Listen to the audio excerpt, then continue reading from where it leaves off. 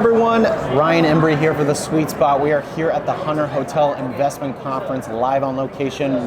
Micajah from MMI Hospitality Group. Micajah, thank you so much for joining me. No, thanks for having me. It's great to have you in person. We had you on the podcast virtually, but that's right. And we were talking off camera about the importance of building connections like this, face-to-face, shaking hands, especially in a time right now where, obviously a lot of factors right now in the transaction in hotels.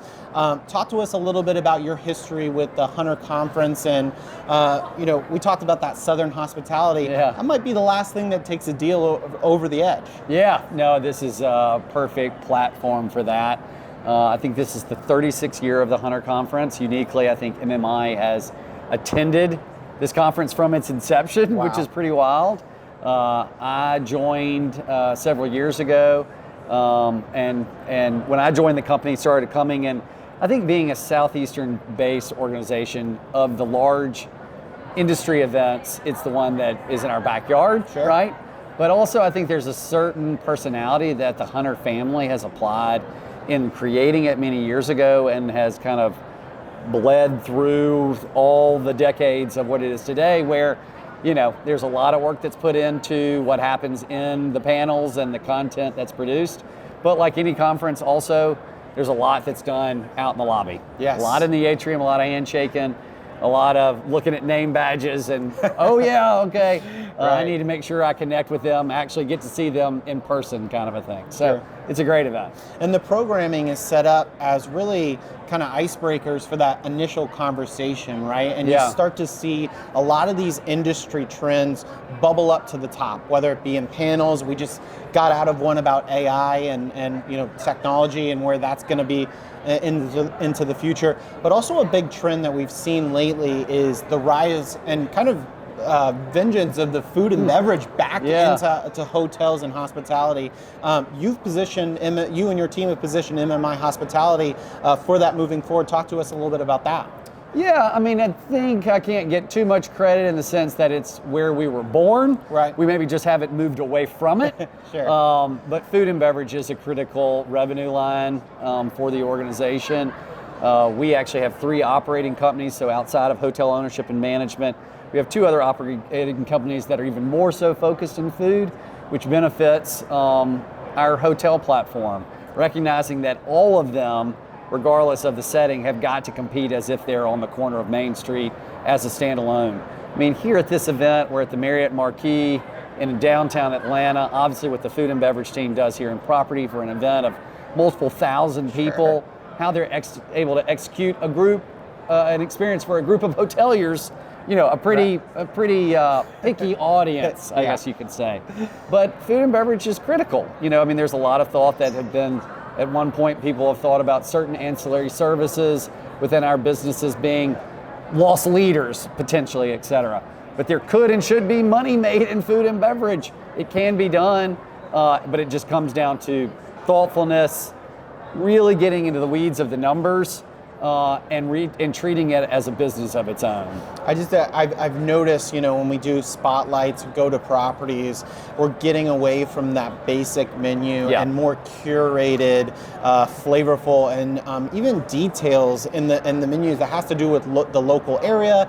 Talking about how the food is sourced, I think, is also a great way to jump on also the green initiative and sustainability. That's also one of those rising trends. So it certainly is back, and it's again, MMI has positioned itself really, really well to take advantage of that trend. Another thing that has been talked about in these panels is just right now, operational costs, construction costs, whether it's new build, renovation. Hoteliers are starting to have to get creative out there. But you're here to announce that the mission, really a revamp of the guest experience. Share with us a little bit about that. No, thank you. Yeah, within our portfolio, what we've really been trying to focus on is evolution of the guest experience. As an industry, I would say there's a lot happening with renovations and PIPs within core branded franchise properties, all the way through what we have within our portfolio that also includes independent resorts. This is one of those particular resorts that had been in a family for nearly 60 years. We had the opportunity to reposition that property and now able to see the fruits of that labor. So we're excited about what that means, not only for the hotel guests, but when we really think about a lot of these properties also is that, as it relates coming back to food and beverage, what are we doing for the local community, right? We need more than just the guest.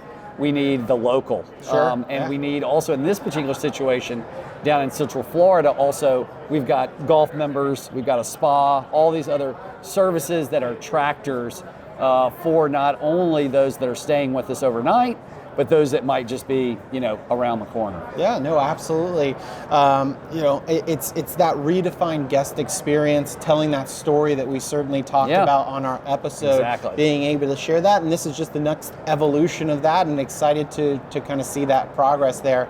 I will say, been to these a couple times before, there's always that cautious optimism in the room.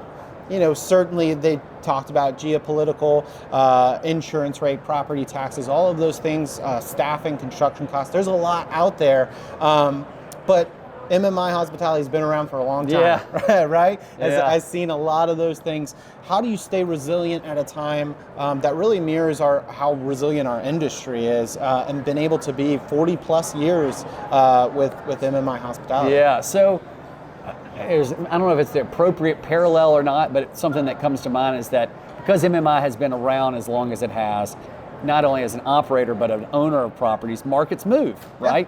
This intersection used to be the new hot thing, and now it's saturated, et cetera.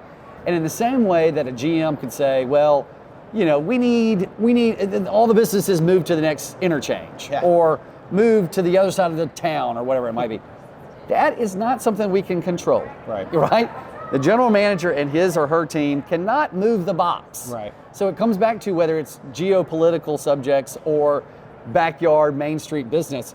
Control what you can control. Yeah. We can complain about all the rest, but there's only so much that we really can move the needle on, and so let's focus on that, right?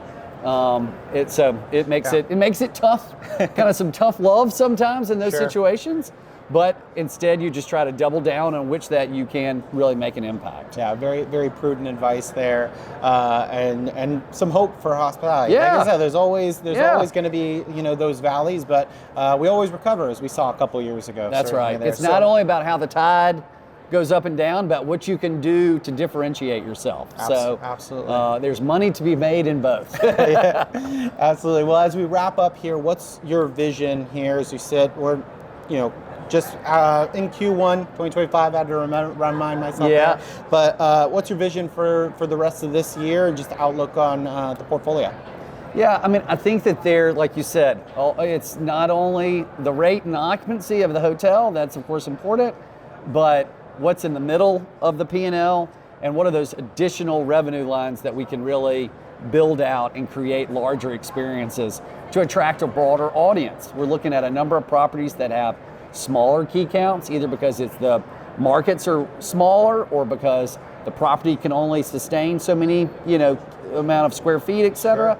So how are we maximizing our spaces beyond what the revenue made on renting the room, right?